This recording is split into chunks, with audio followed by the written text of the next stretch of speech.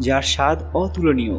ভারতের উপকূলীয় অঞ্চলে কিছু ইলিশ পাওয়া যায়, কিন্তু তা স্বাদ এবং গুণমানে বাংলাদেশের ইলিশের কাছাকাছি নয়।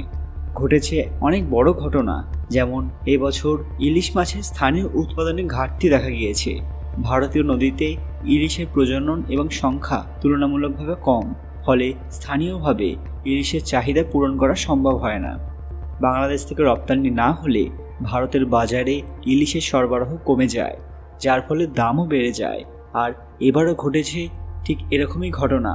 আমরা সবাই জানি যে ভারত এবং বাংলাদেশের মধ্যে এক অস্বাভাবিক পরিবেশের সৃষ্টি হয়েছে। শেখ হাসিনার পদত্যাগের পর ডক্টর মোহাম্মদ ইউনূস বাংলাদেশের প্রমুখ হলেও এখনও এই দুই দেশের মধ্যে সব কিছু ঠিকঠাক হয়ে যায়নি। দিনের পর দিন ঘটে চলেছে একের পর এক ঘটনা, তার মধ্যে জড়িয়ে গেল দুই দেশের ইমোশন, ইলিশ মাছ। এবার ভারতে